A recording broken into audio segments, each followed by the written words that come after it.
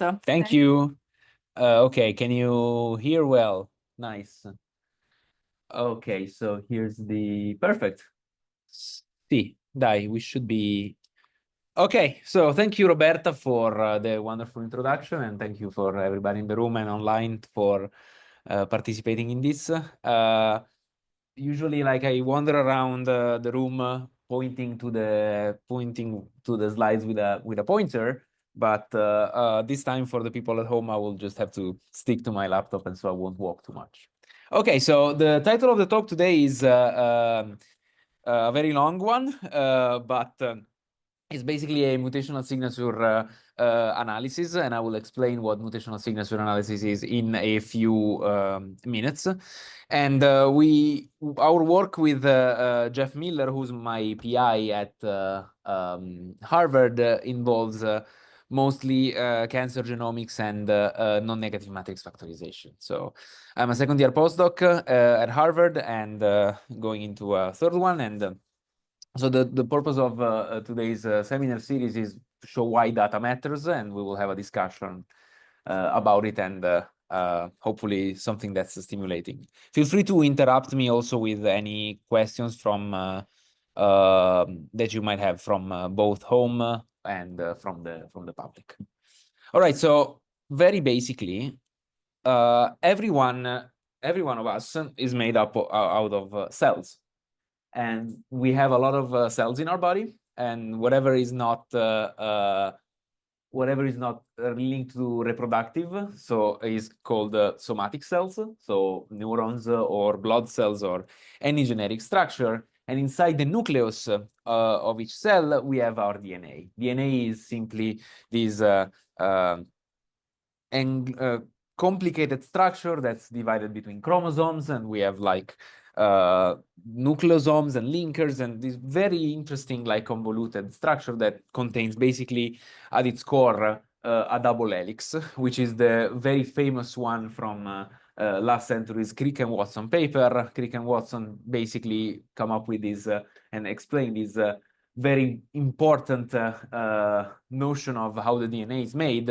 Every time we have 4 possible nucleotides at any position, and we have approximately 3 billion nucleotides in all of our genome.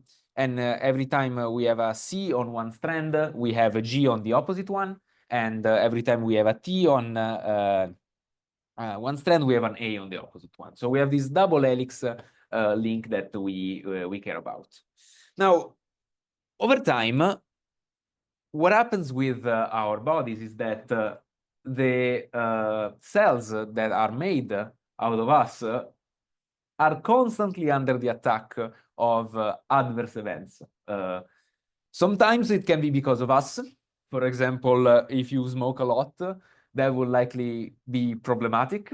But sometimes it's just like you don't put enough sun cream when you go back to Italy for the summer in the beach, and so you get a lot of UV light that you should not really get. Sometimes it's a faulty apobec, so something that's within our system, it's regulated with some enzyme that does not act accordingly. So all of these mutations, all of these mutational processes are acting together. And they're acting together in a way that is essentially simultaneous. So all of our genomes inside our cells is attacked at the same time with this plus that you can see here on the screen by several agents that are either endogenous or exogenous. And what happens is that this causes a mutation. Mutation means that I take a reference genome or any healthy genome from healthy cells, and I compare it at a given position. For example, you can see that here a C on my genome is mutated. Sorry, a T in my reference genome is mutated into a C, and as I told before, in the old structure of the double helix, also an A mutates into a G. So that's the basics of what is happening here. Now, sometimes these mutations don't survive, and so the cell dies, and it is as if nothing happened. Sometimes, though, the cell does survive, and this mutation is propagated in the next generation of cells, and this actually over time causes tumors.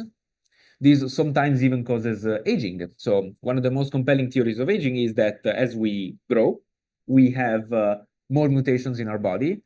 These are all instructions, for example, that code the proteins, and our cells are not able to code proteins anymore. And so basically we age and we lose our functions and eventually we die. So that's the positive part for you, but whatever. So yeah, what happens in mutational signature analysis is that we take the whole mutations and we count them all across the genome. And we do so in a very simple way. We don't just look at the single nucleotide that's changed, but we also look at the what are called fifth and 5' and 3'. It's like a genomics sort of characterization. For like regular folks is just what's left and what's the right two of the letter C or T, so the pyrimidine. In this case, the mutation is a C, T to C and T. So I have a C on the left, I have a T on the right, and I have a T that mutates into a C. So I have a total of 4 bases on the left and 4 bases on the right. And then there are 6 possible mutational channels because every time like a T mutates into a C, then on the other side an A mutates into a G. And so there's not 12 channels, but it's like actually only 6. So there are 96 4 times 6 times 4 possible single base substitution mutations out of all this process. And so we take all of these and we count it, and we do so by into these several like decomposition. Okay, so what do we do with all of the possible mutations that are happening all over our cancer cell?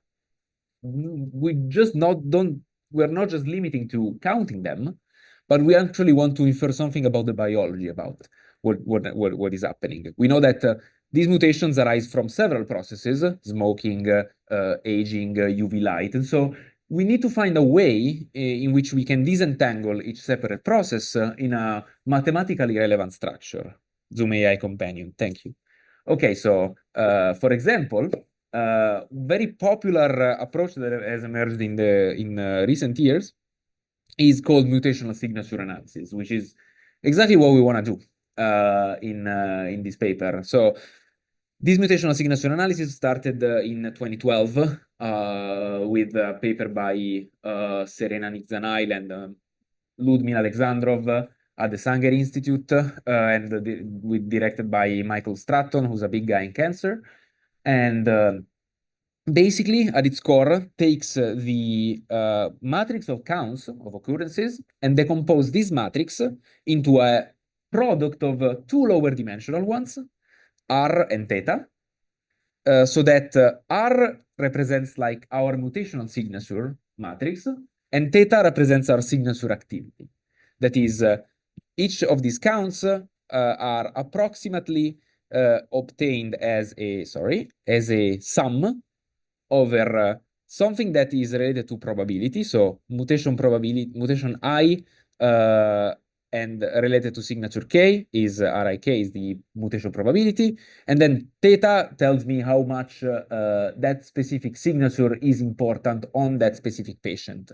So on and off, this is what's really interesting from a biological perspective, because I know that these mutational signatures represent some either biological or physical process that is attacking my cancer cells and is actually shared across multiple patients across the same cancer type. Why is this interesting? Okay, so are there any questions from the audience? Should be. So yeah, NMF is a very popular tool, actually, and it's the second most important matrix decomposition technique. The first one, of course, is principal component analysis.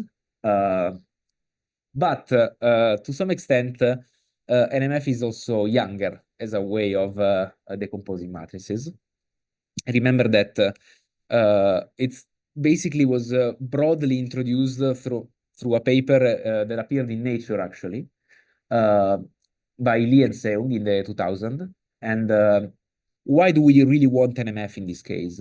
We want NMF because it we have the non-negativity constraint for the two matrices, right? So this non-negativity constraints ensures that the solution is a parts-based representation or has a parts-based representation. Really goes into the title of the paper, learning the parts of object by non-negative matrix factorization.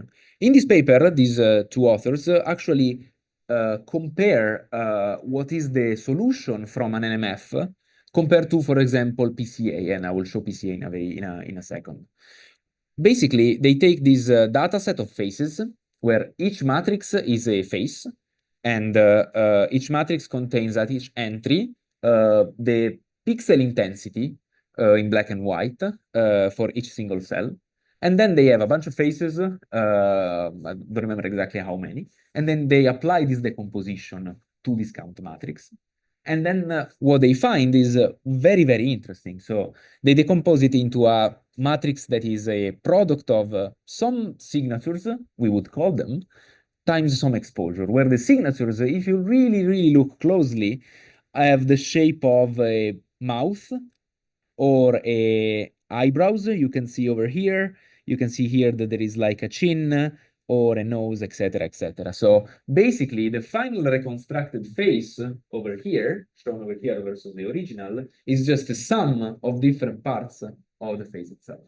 And that's why, and that thing is ensured by non-negative matrix factorization, so the positivity, the non-negativity constraint. PCA is very different. PCA takes, because you have also negativity, so you can also find negative loadings, you would say.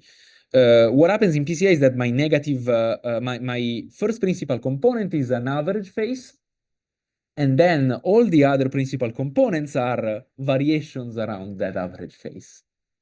And you can see that the difference is pretty stark. Now, why do we want then NMF on cancer? Because of precisely this exact behavior, right? So our exposures are additive. In some sense, it makes sense that at least in this specific process, it makes sense that there are like types of processes that don't subtract my mutation, but you can only add mutations in some sense, no?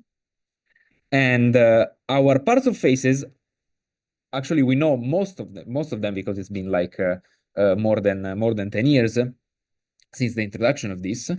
Are what are known the cosmic signatures. Cosmic is the catalog of somatic mutations in cancer, and basically contains an aggregate of possible mutations or mutational profiles, what are called mutational signatures, that are related to certain causes. For example, SBS1, which has a lot of C2T mutations across the 96 channels, is related to aging. So the more we grow up, the more these mutations accumulate over our cells. And SBS3 is instead related to homologous recombination deficiency, which is a mechanism that basically whenever the DNA is broken or like as a problem, there are mechanisms that sort of repair it. And HR deficiencies, in very, very simple sense, just prevents them from happening. And so the break still remains and the mutation still carries through, and the DNA is not able to repair itself. Please. Yes.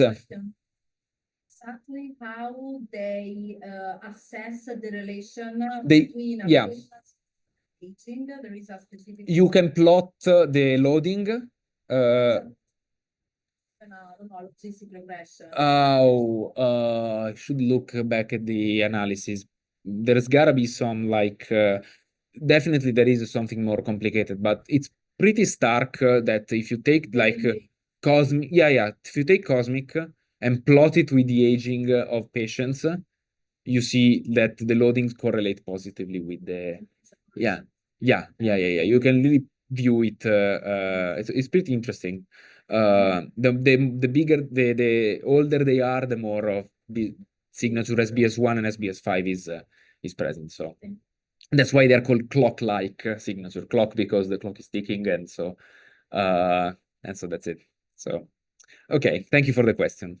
So now I have a question for you, which is why data matters, and it's been very fast so far. It's like 12 out of 25, but we will get into the weeds of the methods soon.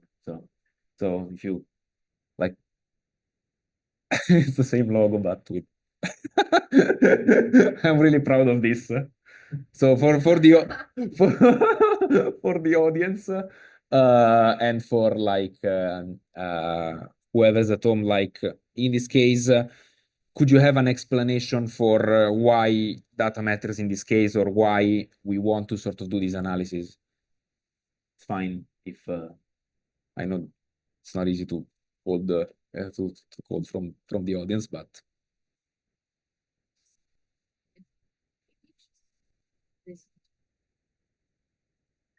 that's fair. You can have like actually in the decomposition, you can account for covariates in the decomposition for sure, but that's like implied that this matrix contains tumors of the same type and for very similar patients already. So in some sense, you are already accounting for that. You can also refine it with further covariates. You can definitely extend theta, not to have like the prior that I will talk about, but the prior that depends on the data. That is definitely possible. But in the basic view, NMF is an unsupervised method. So you don't have covariates, you just have like the I mean, you can also have covariates in an unsupervised method, but the core is just very, very simple. So, and also like this is very standardized. So if you start to account for covariates, you get like less standardization, and the idea behind these signatures is that they have to be broad across all possible, let's say, subcases and across all possible types of cancers. And data. There are some mutations that are more frequent Mhm. because I know that I don't remember the examples. Like C is always with the like a I don't remember like the four bases. See, So ACGT. there are some that are two and two, right? So there are some mutations that always are generated just because maybe C is always connected. Yeah, in that case, that is taken into account by considering 96 substitutions. So every time you see a mutation, suppose that in your data you see a mutation G to A, sorry, A to G. In this case, you would count it as a T to C. But a priori, there's whether whether certain types of mutations are preferential as a result from some certain processes entirely dependent on the process. So the distribution of nucleotides is approximately the same. There are different mutation opportunities. That is how many times the triplet happens across the genome, but they are fairly equal. Like they're not massively different. Not so massively different that they will change your like results. You can take those into account, but okay. So in this case, data matters because we improve therapies. Let me give you an example here from two papers that are on two separate types of cancer. One is a paper by Doga Gulan, who's at Dana-Farber now, and it's about detecting a signature related to homologous recombination deficiency, which is something I was talking about earlier. And another one is related to is by Aguirre, another guy from I think he's at MGH, and is involved not breast cancer but pancreatic cancer. So two different types of cancer. What they find is both that whoever all the patients that have this specific signature, so SBS3, which is related to HRD deficiencies, also are more responsive towards certain precision therapies, so to certain like platinum treatments, which is chemotherapy, and also what they are called the PARP inhibitors. PARP inhibitors is basically a drug that prevents your cancer cells from repairing themselves. And they work specifically if they have these types of mutational profiles. So if you they actually do a in this case, a regression, and they literally show that for all the patients that have this mutation active, or for the patient that have this mutational signature active, so the loadings are greater than 0 in the NMF decomposition, then these precision therapies work way better. And in some sense, in some cases, you see like the tumor that is shrinking over across multiple times. So this is kind of the new wave of therapies that is going on in cancer world. Is let's take the tumor, that sequencing, and then let's adapt our cure based on the DNA or whatever we see. And this is a perfect example. So it's the reason for which you don't account, at least when doing this decomposition of aging, for example, or like many more complex covariates, is because you want to have like a super standardized thing, and then you can also use your analysis in a later stage to sort of like assess, for example, the causal relationship between finding SBS3 and having a cure that is effective. So definitely we are at the beginning, but there will be room for also causality here, 100%. Yes. In terms of why this data matters, have you ever never seen cluster the subject for example, cancer stage, or even I know, for example, breast cancer data as could be different, no? There are like different different phases. Yes, absolutely. See, like cluster the subject in terms of different cancer types. You can, yes, yeah. Actually, that's a very routine application of NMF. Actually, so NMF. No, I mean not for NMF, but for mutational signal in general. You can cluster the loadings in that case. So the signature will always be the same, and then you apply a hierarchical clustering to the loadings, and most of the time they agree. Most of the time they agree with like the. And there are papers. There are papers on that. Yes.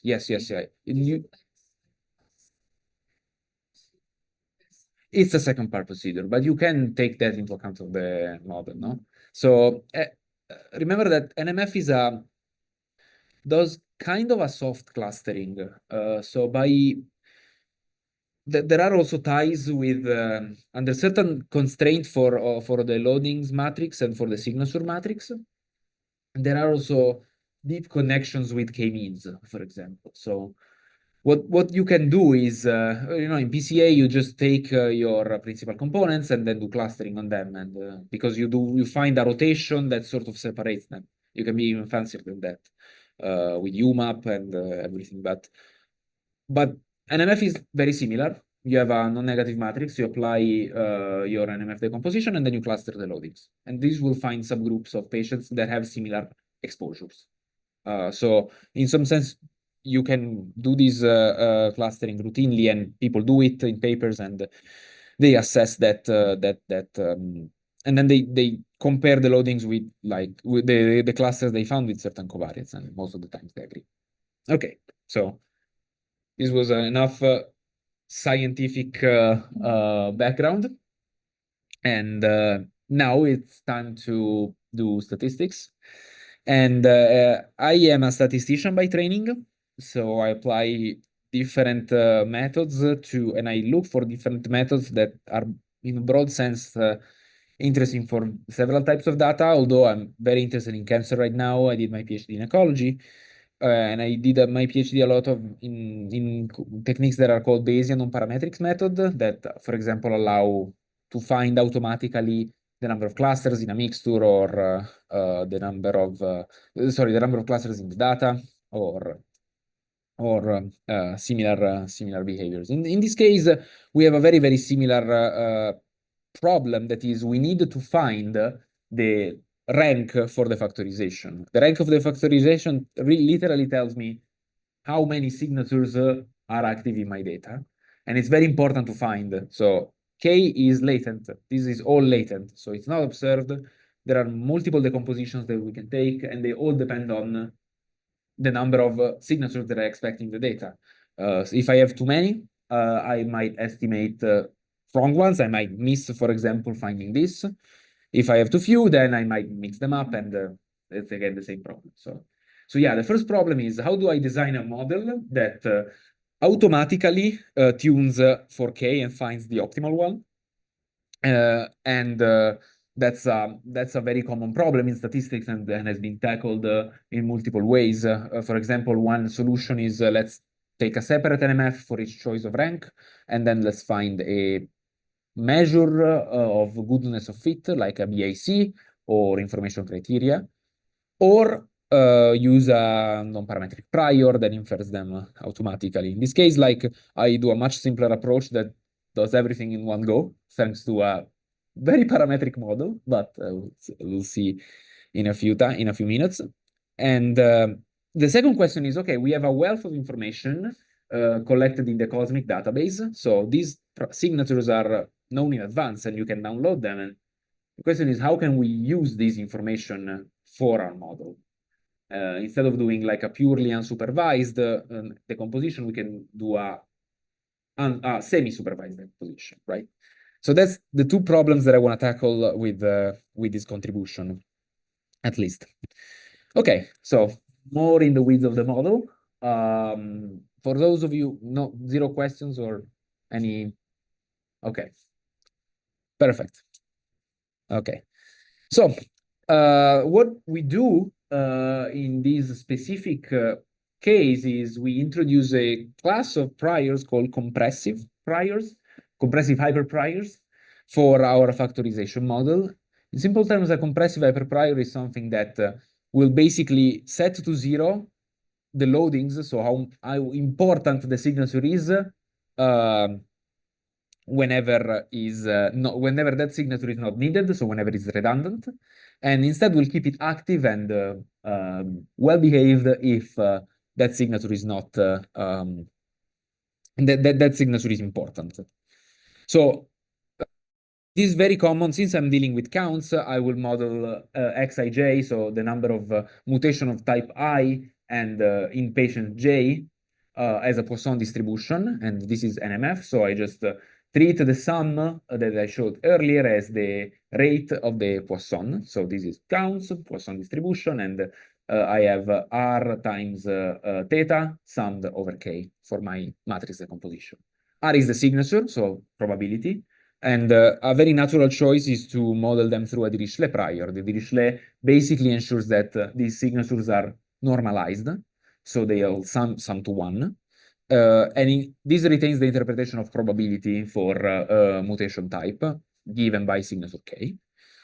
The loadings instead, so how important that signature is for that patient, are given a prior that's hierarchical. And in particular, they are all distributed according to a gamma, and they all depend on a quantity mu k, which is called relevance weight, which is also given an inverse gamma distribution. So very, very, very simple hierarchical Bayesian model. R and theta are independent, and thetas are conditionally independent based on some relevance weight, mu k, which is given a semi-conjugate prior that is inverse gamma. Very standard, nothing too fancy. Now, the interesting thing is, why does this mechanism work? Well, to do so, we have to be very careful with hyperparameters. And we have to be carefully select them to make to basically do the job. The thetas are all, so the exposures are all centered at this mu k, because this gamma prior has a mean exactly at mu k. So these theta a priori share all the same mean, and this mu k actually is centered itself at a small value like epsilon 0.01, for example, that ensures exactly that if the signature is not needed, then the loading will go to epsilon. So it has to be very, very, very small, close to zero. And the rest of the parameters of the inverse gamma are chosen that in a data-dependent manner. So they're actually chosen to be aj plus 1 and epsilon aj, where a is the same is the same quantity between the gamma and the inverse gamma. And this matching of the strength is actually what we want, because the let's say that in some broad sense, the posterior for mu k given the loadings, so in this case will be the mean of the full conditional, but you understand my word, is that mu k is 1/2 epsilon, so 1/2 something that is very, very, very close to 0, and 1/2 the actual average contribution from that signal, so the average loading. And strength matching because the contribution is exactly the same, so 1/2, 1/2. And we can show actually in some theoretical work and empirical work that this is enough to drive down the weight of certain signatures whenever they are unneeded, just by specifying a large upper bound k, like say k is 30, but the true number of signatures in the data is 4, then there will be like 26 there will be 26 signatures that will be essentially put to epsilon, and so they will be not needed by the model, and you can exclude them. This is called automatic relevance determination, but since we are using a Bayesian model, we also have uncertainty quantification, which is particularly important in this case. Okay, more theory. I promise it's not going to be, at least in the main part of the talk, it's not going to be as technical. This is the technical I'm going to be, but there's also stuff in the appendix if you really, really want to know what is happening. Now, my claim is that the selection is driven by this global parameter mu k, which is the relevance weight that's specific to the signature and that controls all the loadings. And to see why this matters, we can actually find like a decomposition.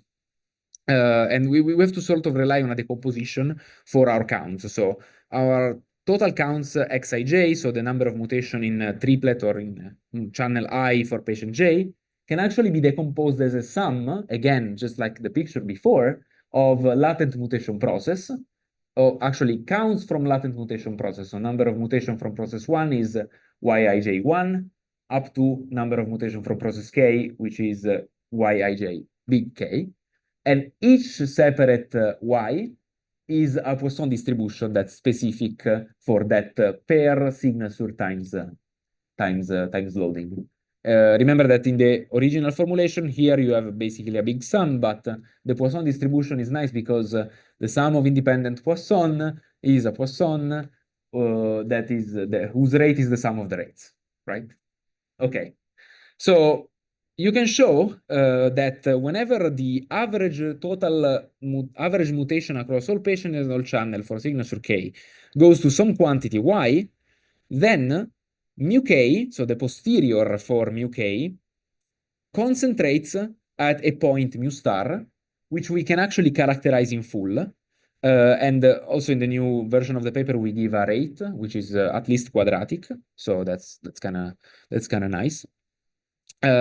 Basically, as the more observations I have, that's the general idea, the more observations I have, the more patients, the more this quantity concentrates at a fixed parameter mu star, which has on a apparent view like a very complicated structure that has 2a epsilon over some root, but truly if you plot it for a small value of epsilon, has a very simple shape by taking an approximation that's just for example, a Taylor expansion.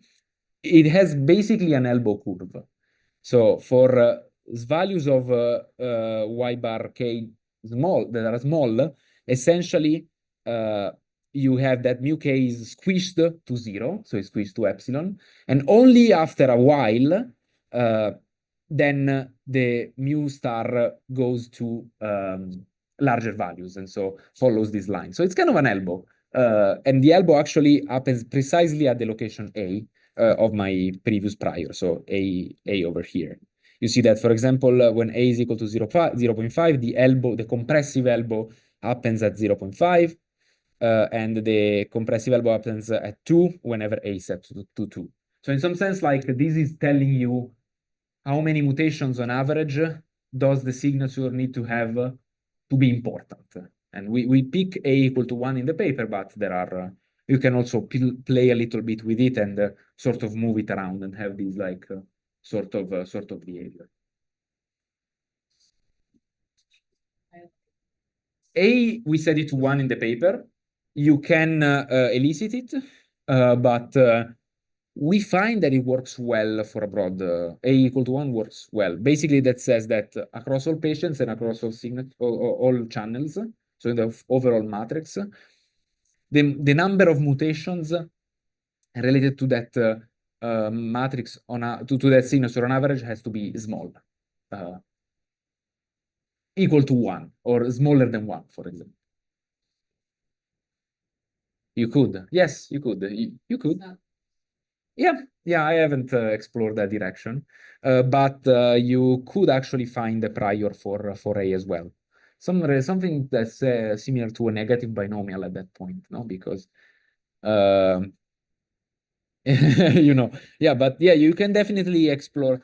I don't know. I think that eventually we'll have also to explore that direction, but so far, like at least in simulation, I've seen some differences with A, but the core of the signatures that are found are pretty much always the same. What changes is sometimes like shifting it a bit creates more signatures that are like more sparser. So basically you get some extra things that are non-compressed out, but basically we get very similar mutational profiles, and so that's why we picked A equals 1 and run it for all models, and turns out that it works well. Probably adjusting A with sparsity can be like a good idea sometimes. Yeah, okay, so that goes back to the actual compressive property. The compressive property is what we call the some type of selection for the signature. So we know we have our trace plots or our values for mu, and we know that whenever the average number of mutations for that signature goes to 0, so it's nothing, then mu will not escape the area beyond epsilon. So the posterior probability of mu to be greater than some c greater than 1 times epsilon actually goes to 0. So that's the general indication of why this model works. Why it is reasonable to look at mu to do the selection. So every signature that is redundant basically will put all the mass at this mu star, which is between 0 and epsilon, actually very close to 0. And so we say, okay, pick epsilon to be small and take the posterior mean for all the signatures, and whichever signature is has a mu that's less than 5 times epsilon, just like eliminate it, because it would have like very, very small contribution overall. And in some sense, this is similar to Rousseau and Mengelsen. For those who are really into the Bayesian clustering world, this is called overfitted mixture model. An overfitted mixture model, a mixture model allows you to find clusters in the data, but again has the same problem of deciding a priori how many clusters to basically expect. So there's a very famous paper by Rousseau and Mergensen in 2011 on Royal Society B that says, okay, you can just pick K to be an upper bound, pick a large number of clusters and pair it with a prior with a prior over the Dirichlet parameter over the cluster probability that has a very, very, very small precision, like 1 over n or something even smaller. And automatically in the posterior, most clusters will be empty, so will contain 0 observations. And this is called overfitted mixture model and has theoretical guarantees, and it's kind of important for applications in general. So how many clusters do I have? I don't know. Just set an upper bound and have a mechanism that shrinks the unneeded ones. Okay, question is that came on a later stage, and now it's actually addressed in the new version of the paper. I'm really proud of this result actually, is we have done all the characterizations in terms of this mu case, in terms of this relevance weight, but this is not in practice what you use in your decomposition. Like what you truly care about is the signature, which however are all independent, and so they have their own separate update, and the loadings. The loadings are really what matters. So how much that signature is important. And mostly the global mean is a device to sort of exclude them. But what happens if they are included? Well, again, in the same asymptotic regime, basically, you can find a distribution for each loading, each theta kj. So theta is loading of signature k by patient j, and basically has a gamma distribution. And the same behavior is shared both when the prior is compressive, so it's dependent on the data, but also when it is not. So whenever the data is fixed to an generic choice of A0 and B0 for the inverse gamma. What happens is basically that both quantity, in both cases, which is the same as the hierarchical model, the only difference is the data dependence in the prior plus this compressive thing, is that in the gamma you will have A over mu star and in one case and A over Y in the other, where Y is the number of the average number, the asymptotic average number of mutation for that specific signature. And if you actually approximate the mean of both quantities, in one case, in the compressive case, you will get that the approximate mean is Y minus A over Y plus A times a quantity that's the count for patient J and signature K. And in the other case, when the prior does not depend on the data, you will just have Y over Y plus A. So the bottom line is that in one case, you have the same denominator, and then here Y minus A. We pick 1 also for simplicity. And in the other case, you have Y. So, and this is whenever Y is greater than A. So whenever the signature is included. So when the signature is included, this is approximately 1, and this is approximately 1. So the two means in the posterior are very similar because they share this part. So essentially, this data dependence does not create a big bias compared to a standard hierarchical models where the prior does not depend on the data. And this is why the model actually infers does not bias too much theta, and you can use it for your decomposition plus signature selection. Note that in this case, you will not have the signature selection. It will use all of the components, and just some of them will be very spiky and will have a very small loading, except for maybe some patients and so. So that's what happens. Okay, so we have added one question. We have addressed one question. So how do we do signature selection? But how do we incorporate information? That's another important point. Well, nothing was said before about what happens with the signatures. So what happens with R, and in this case, what happens with raw, which is the new part. So why don't I just apply the same machinery, but expand the model to have a prior that depends on the cosmic signature. So in one case, in the entirely new signature, I take a prior that's flat, this part.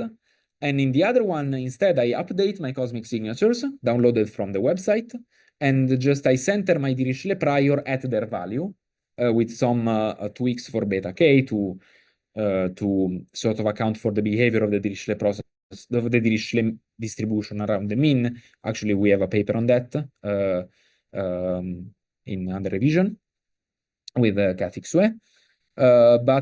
Yeah, so that's the idea. So the mechanism behind the exposure to the non-cosmic signatures or the updated ones is the same. So you take the loadings and give them a compressive hyperprior.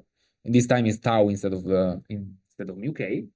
And you can run your model again with just more signatures. The unneeded ones will be compressed out of the model, leaving some updated version of the cosmic plus what's new in the data. It may be as well that if you apply this to a new data or a new type of cancer that has never been done before, you find something that's not present in cosmic. this also goes against like the notion of NMF, because in NMF you specify a rank that's typically smaller than the dimension of the matrix. But in this case, what I'm suggesting is pick a rank that's very large. In this case, there are 90 cosmic signatures, and you can have like 30 of new signatures. And then if there are 4 signatures in the data, the model will find 4, hopefully.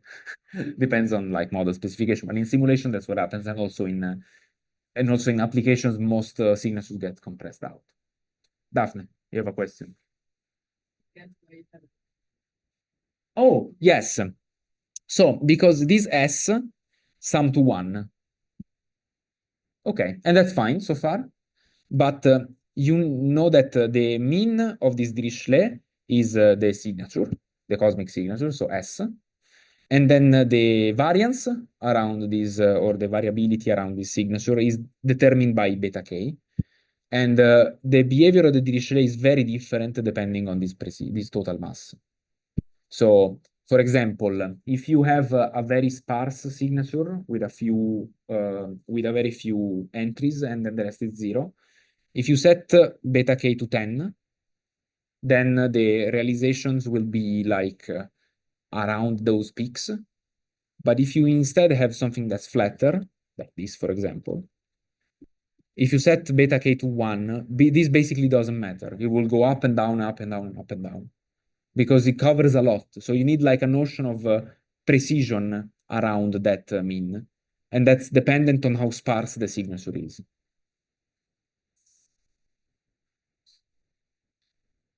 Yes. Yes, because remember that the mean is given by the sum of the entries of the Dirichlet. And since, oh, sorry, the sum, the mean is, sorry, each component divided by the sum. And the sum S sum to 1, and so beta k simplifies. Okay, so the mean is S, and the variance has a different shape that depends on beta. And so you need to set it, that depends on beta and S. So if S is 0, then it will be close to the corner regardless. But if S is not close to the corner, then beta will matters. We have a paper on that actually that tunes this precision for the Dirichlet in an optimal way based on a target. It's not quite the same as this, but it's very similar. So yes. You say that you start with a big number of k frame. Yes. But why? You cannot put exactly the number of the signatures that are already discovered there. You can. Yes. And it's a good idea to test them all, because the model will select them. It's also a good idea, for what I've experienced, to let k to be a little larger than what you would expect, because then you have this compression going on. But yeah, in principle, instead of putting all the cosmic dataset, you just look at whatever's present in that specific answer and just add those. That's perfect. It will still work. So it's basically agnostic to how big k is, as long as k is large. And we have simulations in the paper to show that. So in the sum between k new and k frame, Mhm. the same k? A different one. Yeah, the old one, k was k new. Yeah. Now is just k new plus k prime. Just a new one. The same index, but Yeah. Exactly. But the mechanism is the same. So it's a variable selection type of approach, but applied to factorizations.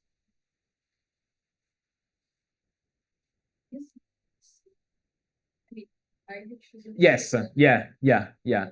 For some reason, we decided to have a different parameter. But yeah, B is the same as A. And I actually in practice use always the same. Yes, it's 1 everywhere. Absolutely. So, but yeah. Then in case, yeah, it's recommendable to have a single 1 all across them. Bigger or a smaller value for B. Or A. No, but like having like A is equal to 1 and B is like 0.5. Oh, interesting. Okay. do you think that is like importance or less important to the reuse? Ah, that's very interesting. That's cool. I never thought about it. Probably it gives less import. It's probably giving more importance to the old signatures because look at the plot. So if A is suppose that this is B, right? This means that the number of the average mutation, yeah, are need to be smaller for the compression to happen. And so if you are here, then the signature does not get compressed, and it's important. Whereas if you were to set the novel ones to one, then you have way more like strong strength for the compression. It's actually a very good point because most of the time we don't have a new signature, but we have an old one. And so we might want to favor that. That's a very good observation. Thank you. I never thought about it.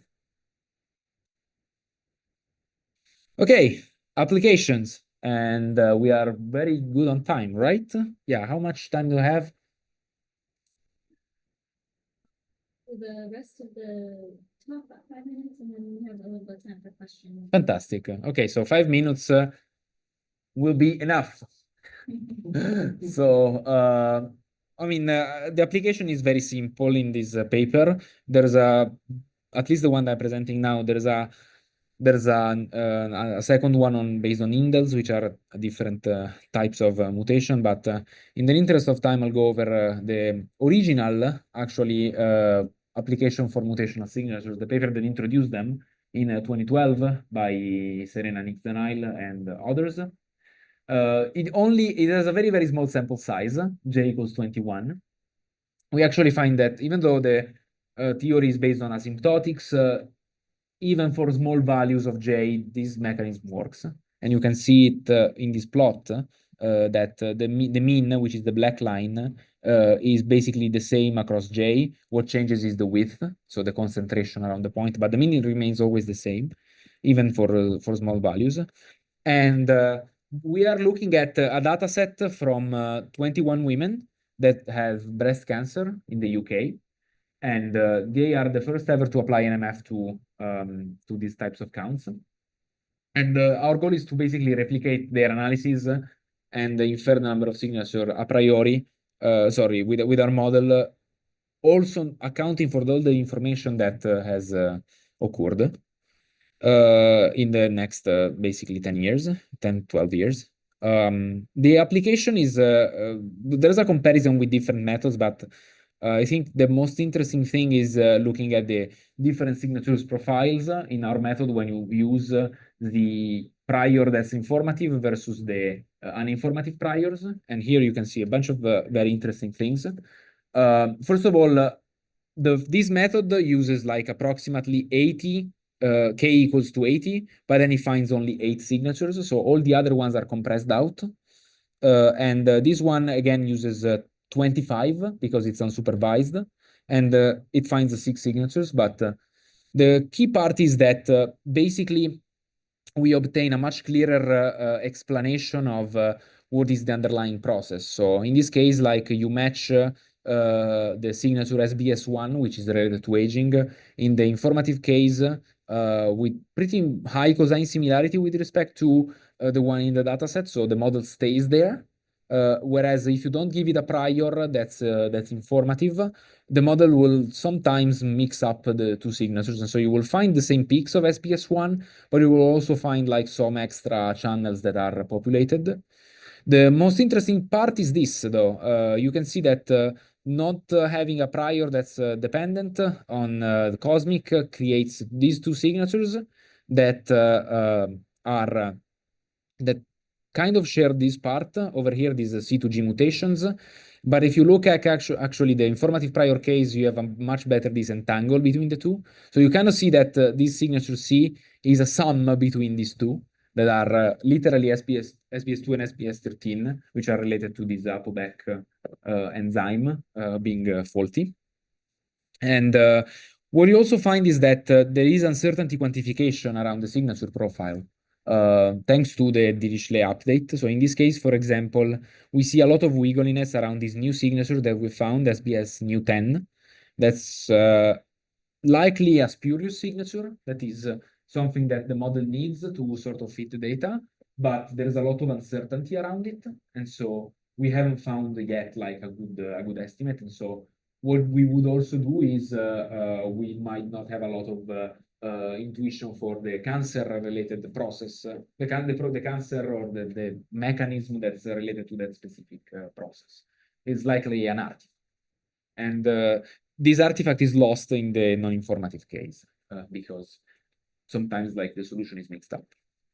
And this mixed up between the signatures happens a lot whenever you have correlation between the types of processes. For example, you see that the unsupervised case here assigns all the loadings for this patient to this signature C that I talked about before. But when you actually use the informative prior, so you disentangle them, you see that they have almost equal contribution in this patient. So SBS 13 accounts for half of the mutations in here, and SBS 12 accounts for half of the mutation in these specific patients. So what? Oh, these are normalized loadings. Yes, sorry. Yeah. Yeah, this is the activity. Yeah, normalized, so to some to one, because patients have different mutations. And so, and that's an example of sort of importance. And there's a lot of directions that we're taking on. One is the extension to multi-study, for example. One is the accounting for covariates or speed up computation because it's a Bayesian model and works on a sampler that's okay, but has a lot of latent variables. And we're also, there's a paper by Kathy, again, not with me though, but with Jeff and Jonathan Huggins at BU, that robustifies inference by looking at the power NMF, so raises the Poisson distribution to a power. That's kind of nice because it makes the inference more robust to like misspecification. And that's it. So that's about it for my talk. Thank you very much. You care about exploring who I am or reading the paper, like we just have a new version on arXiv where we actually have more theory. I cut this part because of for the interest of time, but I'm really proud of this. Whenever doing like some distribution theory for the paper, what I found is that if you marginalize everything out and just look at the posterior distribution of mu given the latent counts, what you find is a distribution that never existed before. It's called inverse Kummer. Armero and Bayar in 1997 have a distribution called Kummer distribution, which basically generalizes the gamma. And this the thing that arises from this process is an inverse Kummer, so 1 over their whole distribution. So I gave it a name and really proud of that. It depends on these confluent hypergeometric function, which are pretty ugly. You can find them in the Abramovitz and Stegun, which is this old book from from special functions, super useful. But actually, this is important in finding like the asymptotic. So we use this for the theory, and this inverse Kummer is basically an inverse gamma whenever you set this parameter gamma to 0. Kind of makes sense, no? It's the Bayesian update in that sense. Because if gamma is 0, mu reduces to an inverse gamma for those who are aficionados of these Bayesian priors. And we have stronger results in asymptotics. That is, instead of just showing that y goes to some constant, we also give the rate, which is which is a square root for this is an average. So we make it small O of some diverging sequence Cj over root j, and we actually find the same result. We actually find that this mu k goes to the concentration no faster than this, at least as fast as this root n behavior. And we have a central limit theorem also for mu k, which is always interesting, and some more characterization of the posterior loadings. Sampler, Simulation. Done. Thank you very much. Any other question? I think that we asked a lot. That's fine. Yeah, that's fine. I have just one question that I don't want to interrupt since you have Please. like 5 minutes. So Yes. Then go back on the application. Here, what is the number? For example, SBS 13 on the left. Oh, one is what? Okay, so this is an artifact of the package. So whenever you write SBS1 on the left here, this is the signature that corresponds to SBS1 in the prior. So this is the this means that the model has started from SBS1 and updated it, and that's the same. My model, yes. And then there is SBS1 0.9. Yes, and then what you do is you map it to the original. So with the cosine similarity, yeah, 0.98 is the cosine similarity. So one is the same. Yeah. At 0.98 is the same. So this means that the model starts from SBS and small like updates it a little bit. So if you see here, we have SBS new 10. For some reason, you pick the 10th new component. And in this case, it's mapped to SBS 98 to 0.65. So it's very small. New is just one that you randomly select? Is one that was just this one. Just this one. But I had like the new ones were like 15. And they're all compressed out. And well, you can see the uncertainty is big around it, so it's kind of expected.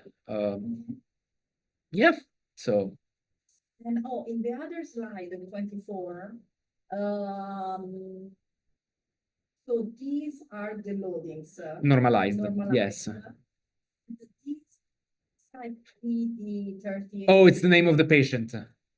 So for each patient. Yeah, it's only 21 in this case, but for each patient you have a loading that is how many. So this is the exposure. Exactly. Yes, this is the exposure. Activity loading exposure is one of the many names. This particular patient, and you are dividing how many? That's nice. So for each patient. These are the scores. Yes. Yes. I know because like one. No. In this case, yes, because I did it to plot, but no. So But so this means that maybe for like one patient. Some patients have so many mutations. Yeah, exactly. Nice idea.